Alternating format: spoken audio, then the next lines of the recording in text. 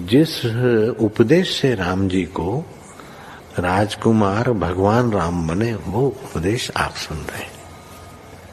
कितना ऊंचा ग्रंथ है। इसको वाल्मीकि रामायण भी बोलते, योग वशिष्ठ महारामायण भी बोलते। राम तीर्थ ने इसी का बार बार अध्ययन किया था। ये आप भी शांत हो जाएंगे परमात्मा में, और दूसरों को भी शांति देने की क्षमता देने वाला ये सदग्रंथ है। इसको वेदांत का सिद्धांत ग्रंथ बोलते हैं। दूसरे होते प्रक्रिया ग्रंथ। ये करके फिर कब वो आचार्य बनो तब समझो, ये तो थोड़ा पढ़ो और फिर वही सिद्धांत की बात। तो बार बार योग वशिष्ठ महारामायण विचारने योग। श्री वशिष्ठ जी बोले, हे राम जी, यह जगत दीर्घ स्वप्न रूप अपने अनुभव से उदय हुआ है, सो बाह्य रूप होकर भासता है। उस स्वप्न से और स्वप्नांतर होता है, उसके आगे और स्वप्न होता है। इसी प्रकार सृष्टि की स्थिति हुई है।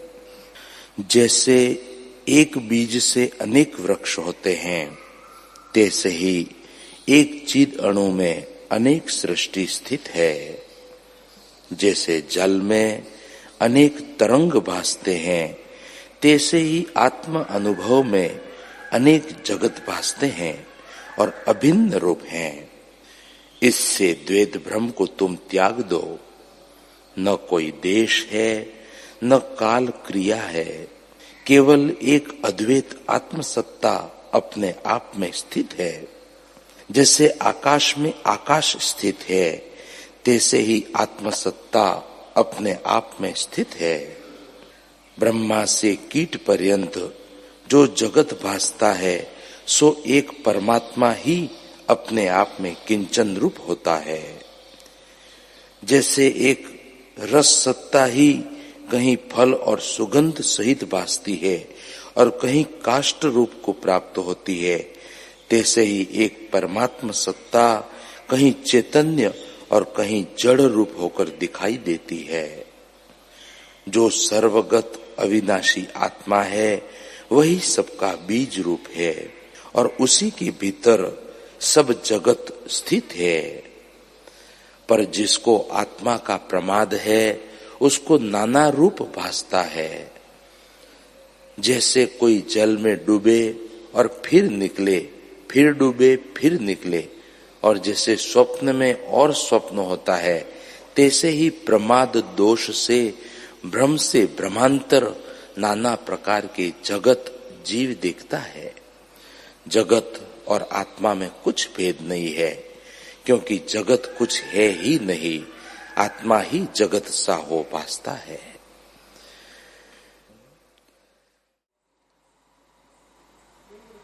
ओम श्री सद्गुरु परमात्मने नमः।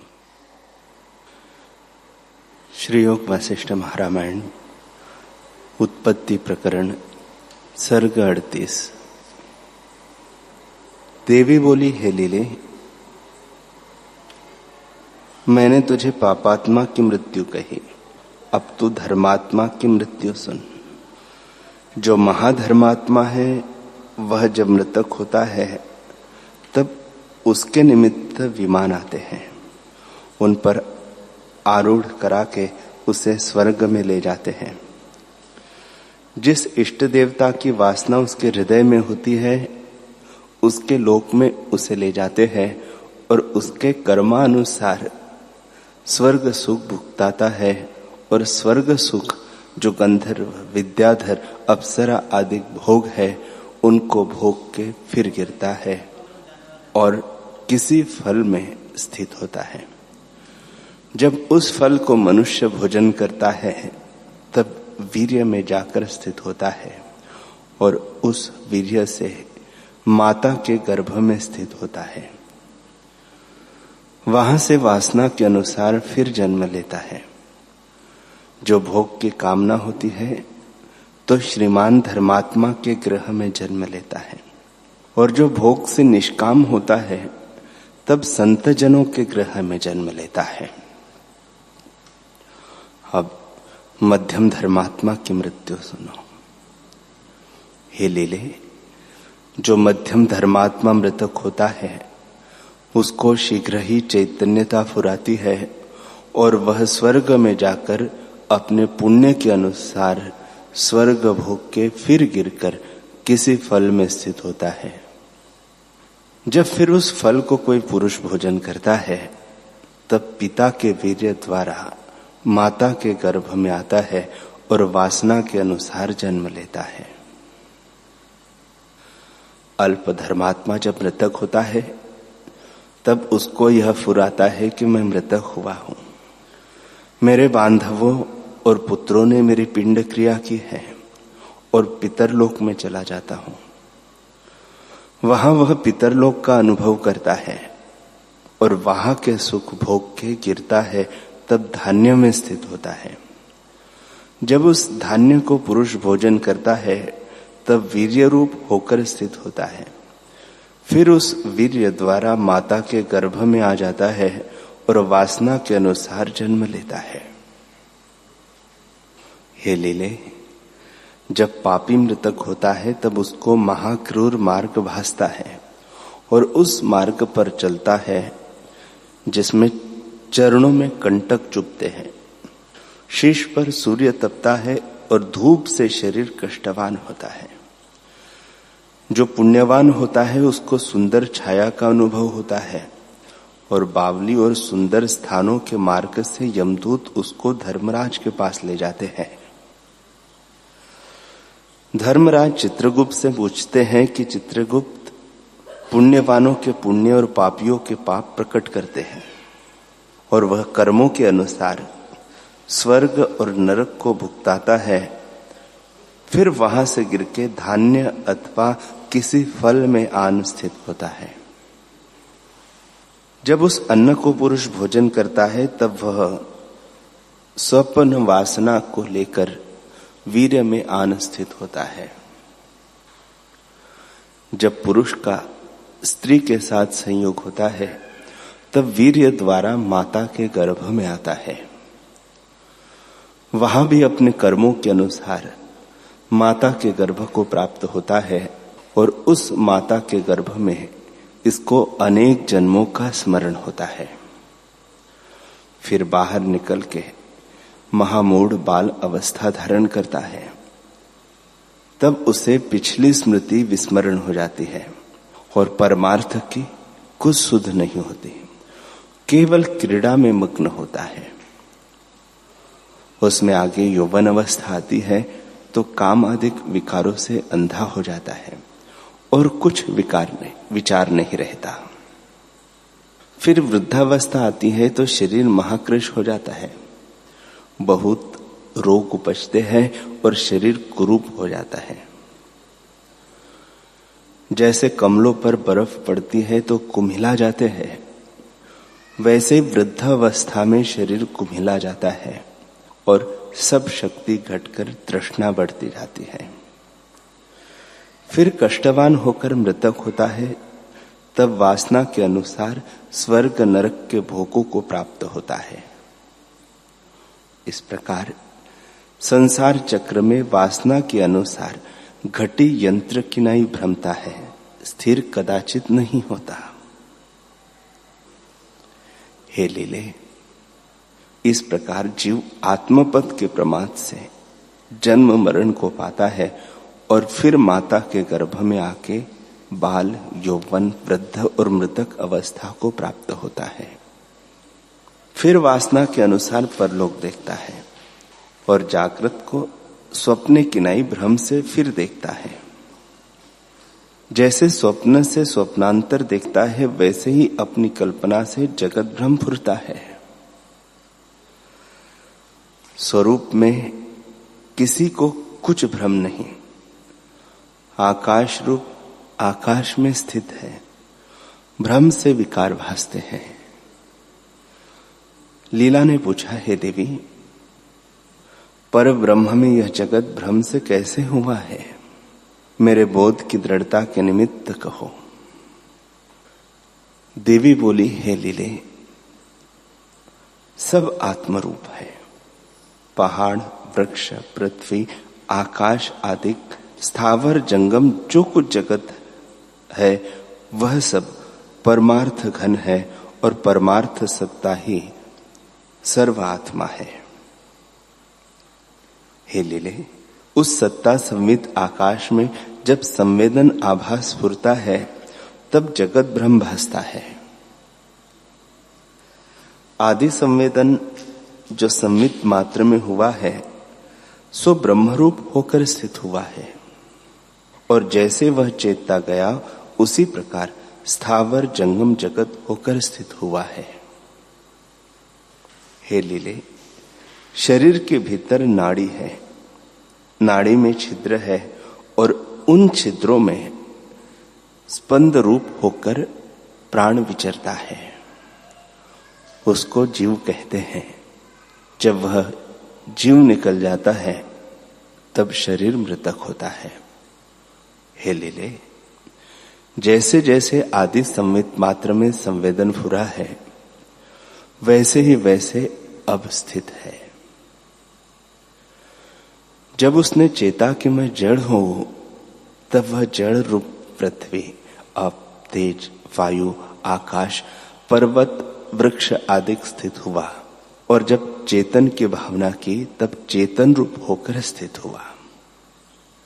हे लीले, जिसमें प्राण क्रिया होती है वह जंगम रूप बोलते चलते हैं, और जिसमें प्राण स्पंद क्रिया नहीं पाई जाती सो स्थावर रूप आत्मसत्ता में है। दोनों ही तुल्य है। जैसे जंगम है वैसे ही स्थावर है, और दोनों चैतन्य है। जैसे जंगम में चैतन्यता है वैसे ही स्थावर में चैतन्यता है। यदि तू कहे कि स्थावर में चेतनता क्यों नहीं भासती, तो उसका उत्तर यह है कि जैसे उत्तर दिशा के समुद्र वाले मनुष्य की बोली को दक्षिण दिशा के समुद्र वाले नहीं जानते, और दक्षिण दिशा के समुद्र वाले की बोली उत्तर दिशा के समुद्र वाले नहीं समझ सकते, वैसे ही स्थावरों की बोली जंगम नहीं समझ सकते और जंगमों की बोली स्थावर नहीं समझ सकते। परंतु परस्पर अपनी अपनी जाति में सब चेतन है। उसका ज्ञान उसको नहीं होता और उसका ज्ञान उसको नहीं होता। जैसे एक कूप का दरदूर और कूप के दरदूर को नहीं जानता, और दूसरे कूप का दरदूर उस कूप के दरदूर को नहीं जानता, वैसे ही जंगमों की बोली स्थावर नहीं जान सकते और स्थावरों की बोली जंगम नहीं जान सकते। हे लीले, जो आदि संवित में संवेदन फुरा है वैसा ही रूप होकर महाप्रलय पर्यंत स्थित है, अन्यथा नहीं होता। जब उस संवित में आकाश का संवेदन फुरता है तब आकाश रूप होकर स्थित होता है। जब स्पंदनता को चेतता है तब वायु रूप होकर स्थित होता है। जब उष्णता को चेतता है तब अग्नि रूप होकर स्थित होता है। जब द्रवता को चेतता है तब जल रूप होकर स्थित होता है, और जब गंध की चिंतवना करता है तब पृथ्वी रूप होकर स्थित होता है। इसी प्रकार जिन जिन को चेतता है वे पदार्थ प्रकट होते हैं। आत्मसत्ता में सब प्रतिबिंबित है। वास्तव में न कोई स्थावर है न जंगम है। केवल ब्रह्म सत्ता ज्यों की त्यों अपने आप में स्थित है, और उसमें भ्रम से जगत भासते हैं, दूसरी कुछ वस्तु नहीं। हे लीले, अब राजा विदुरथ को देख कि मृतक होता है। लीला ने पूछा, हे देवी, यह राजा पद्म के शरीर वाले मंडप में किस मार्ग से जावेगा और इसके पीछे हम किस मार्ग से जावेंगे? देवी बोली, हे लीले, यह अपनी वासना के अनुसार मनुष्य मार्ग के राह जावेगा। है तो यह चिदाकाश रूप, परंतु अज्ञान के वश इसको दूर स्थान भासेगा, और हम भी इसी मार्ग से इसके संकल्प के साथ अपना संकल्प मिला के जावेंगे। जब तक संकल्प से संकल्प नहीं मिलता तब तक एकत्व भाव नहीं होता। इतना कहे वशिष्ठ जी बोले, हे रामचंद्र जी, इस प्रकार देवी जी ने लीला को परम बोध का कारण उपदेश किया कि इतने में राजा जर्जरीभूत होने लगा। श्री वशिष्ठ जी बोले, हे रामचंद्र जी, इस प्रकार देवी और लीला देखती थी कि राजा के नेत्र फट गए और शरीर नीरस होकर गिर पड़ा और श्वास नासिका के मार्ग से निकल गया। तब जैसे रस रहित पत्र और कटा हुआ कमल विरस हो जाता है, वैसे ही राजा का शरीर नीरस हो गया। जो कुछ चित्त की चैतन्यता थी वह जर्जरीभूत हो गई। मृत्यु मूर्छारूपी अंधकूप में जा पड़ा और चेतना और वासना संयुक्त प्राण आकाश में जा स्थित हुए। प्राणों में जो चेतना थी और चेतना में वासना थी, उस वासना और चेतना सहित प्राण जैसे वायु गंध को लेकर स्थित होता है, आकाश में जाकर स्थित हुआ। हे रामचंद्र जी, राजा की पुरेष्टिका तो जर्जरीभूत हो गई, परंतु दोनों देवियां उसको दिव्य दृष्टि से ऐसे देखती थी जैसे भ्रमरी गंध को देखती है। राजा एक मुहूर्त पर्यंत तो मूर्छा में रहा, फिर उसको चेतनता फुराई और अपने साथ शरीर देखने लगा।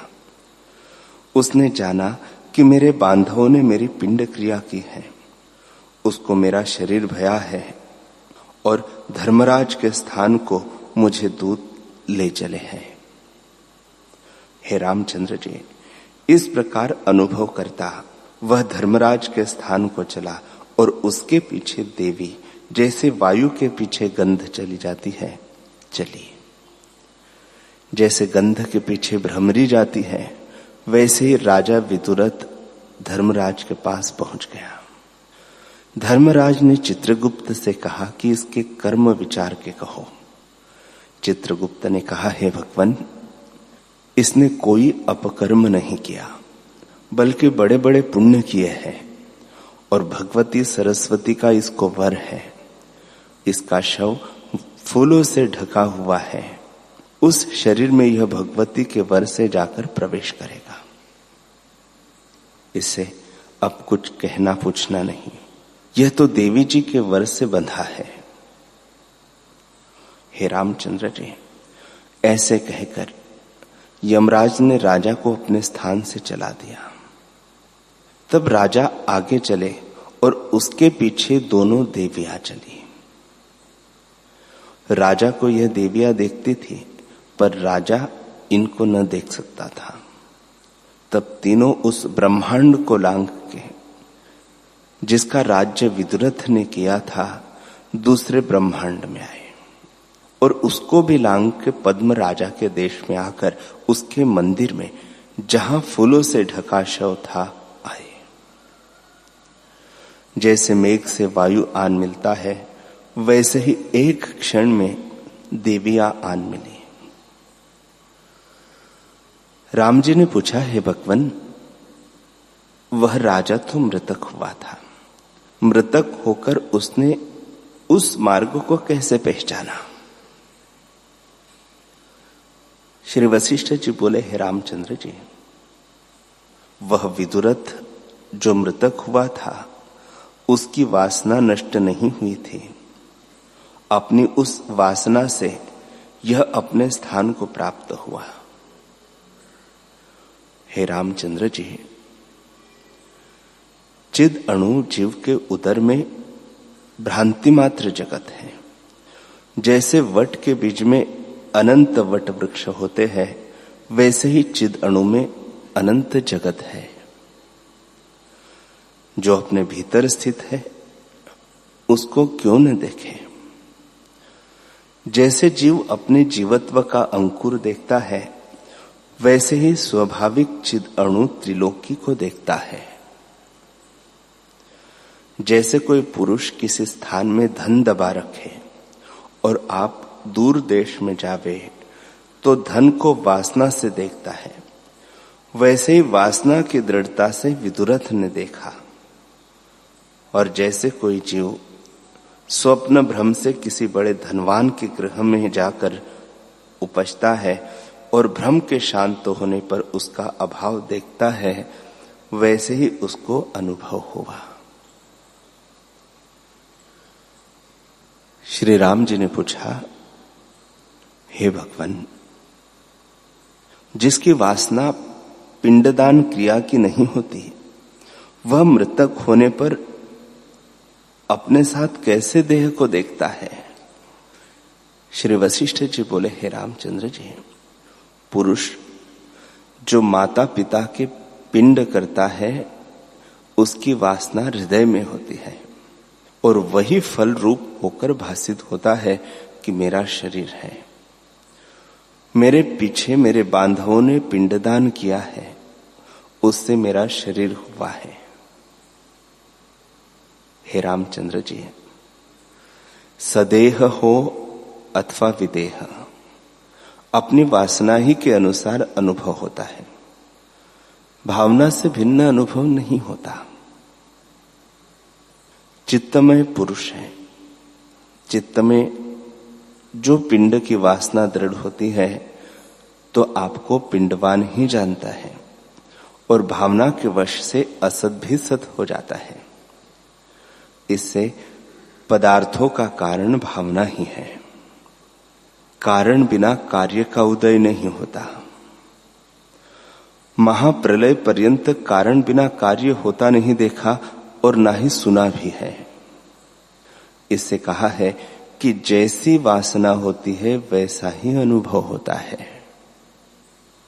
राम जी ने पूछा, है भगवान, जिस पुरुष को अपने पिंडदान आदि कर्मों की वासना नहीं, वह जब मृतक होता है तब क्या प्रेत वासना संयुक्त होता है कि मैं पापी और प्रेत हूं, अथवा पीछे उसके बांधव जो उसके निमित्त क्रिया कर्म करते हैं और जो बांधवों ने पिंड क्रिया की है उससे उसे यह भावना होती है कि मेरा शरीर हुआ है, वह क्रिया उसको प्राप्त होती है व नहीं होती। अथवा उसके बांधवों के मन में यह दृढ़ भावना हुई कि इसको शव क्रिया प्राप्त होगी और वह अपने मन में धन अथवा पुत्र आदि को के अभाव से निराश है और किसी प्रभाव से किसी के पिंड आदि क्रिया की वह उसको प्राप्त होती है अथवा नहीं होती। आप तो कहते हैं कि भावना के वश से असत भी सत हो जाता है, यह क्या है? श्री वशिष्ठ जी बोले, हे रामचंद्र जी, भावना देश काल क्रिया द्रव्य और संपदा इन पांचों से होती है। जैसी भावना होती है वैसे ही सिद्धि होती है। जिसकी कर्तव्यता बली होती है उसकी जय होती है। पुत्र दारा आदि बांधव सब वासना रूप है। जो धर्म की वासना होती है तो बुद्धि में प्रसन्नता उपज आती है और पुण्य कर्मों से पूर्व भावना नष्ट हो शुभ गति प्राप्त होती है। जो अति बली वासना होती है उसकी जय होती है। इससे अपने कल्याण के निमित्त शुभ का अभ्यास करना चाहिए। राम जी बोले, हे भगवान, जो देश काल क्रिया द्रव्य और संपदा इन पांचों से वासना होती है तो महाप्रलय और सर्ग के आदि में देश काल क्रिया द्रव्य और संपदा कोई नहीं होती। तो जहां पांचों कारण नहीं होते और उसकी वासना भी नहीं होती, उस अद्वैत से जगत भ्रम फिर कैसे होता है? श्री वशिष्ठ जी बोले, हे रामचंद्र जी, महाप्रलय और सर्ग के आदि में देश काल क्रिया द्रव्य और संपदा कोई नहीं रहती और निमित्त कारण और समवाय कारण का अभाव होता है। चिदात्मा में जगत कुछ उपजा नहीं और है भी नहीं। वास्तव में दृश्य का अत्यंत अभाव है और जो कुछ भासता है वह ब्रह्म का किंचन है। वह ब्रह्म सत्ता सदा अपने आप में स्थिर है। ऐसे ही अनेक युक्तियों से मैं तुमसे कहूंगा, अब तुम पूर्व कथा को सुनो। हे रामचंद्र जी,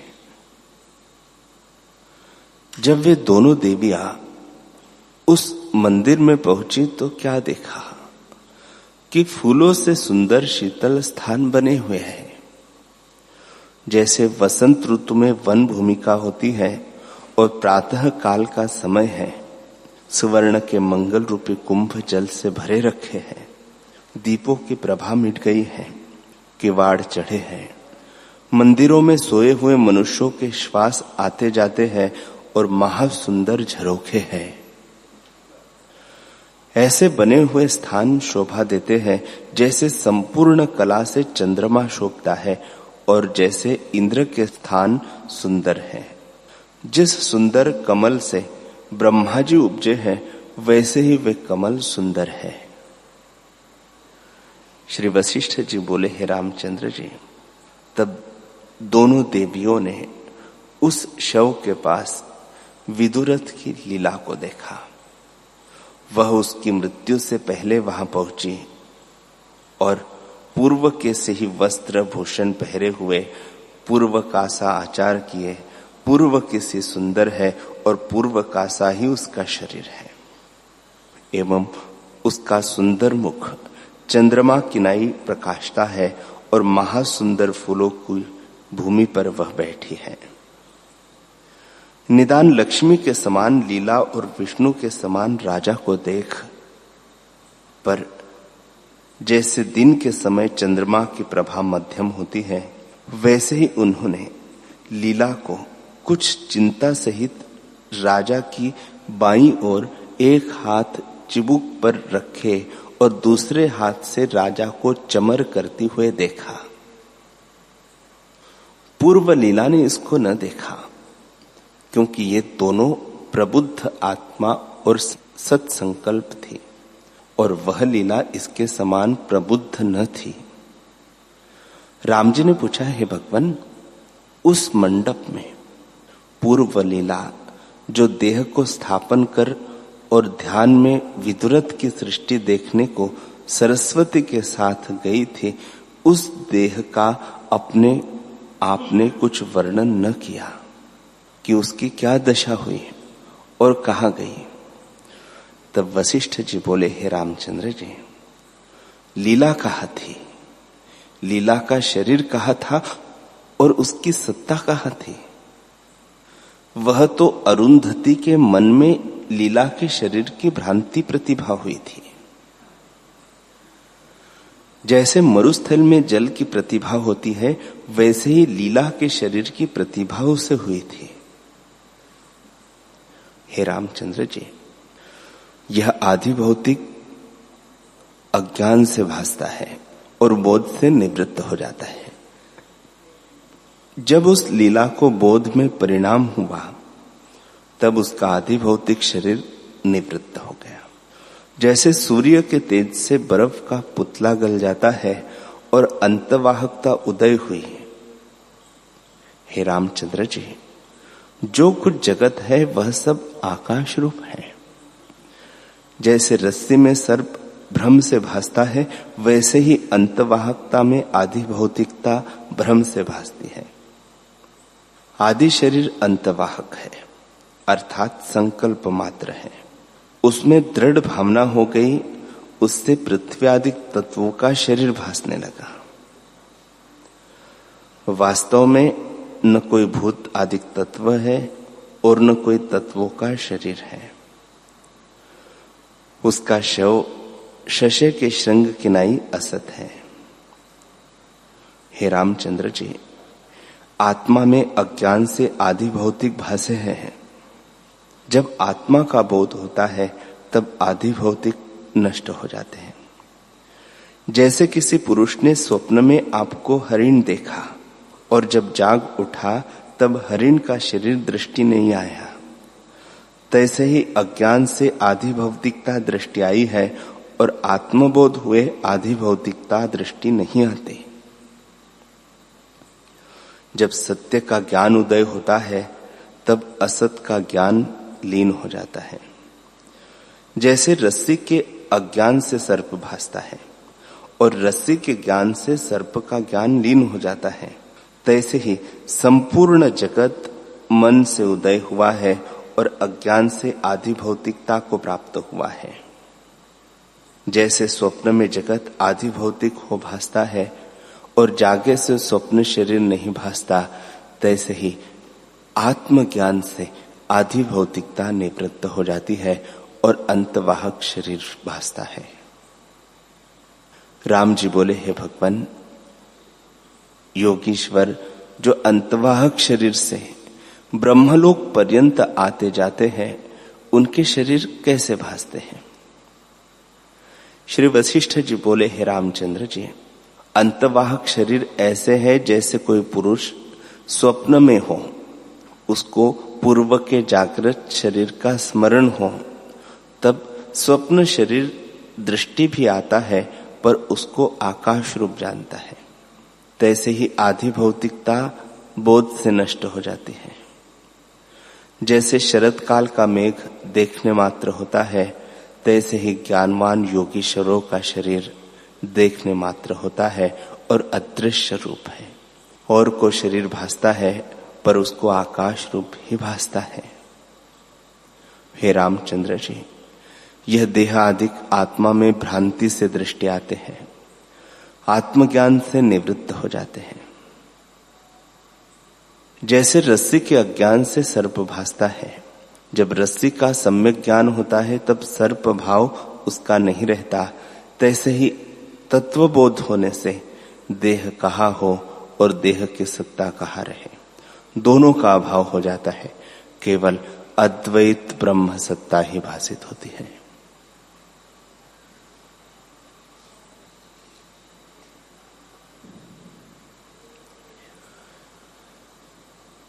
हरि ओम।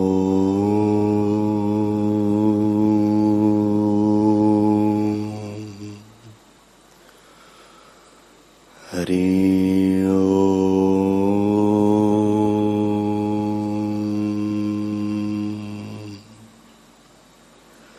ओम सहना भवतु सहनौ भुनक्तु सह वीर्यं करवावहै तेजस्विनावधीतमस्तु मा विद्विषावहै। ओम शांति शांति शांति। श्री सद्गुरुदेव भगवान की जय।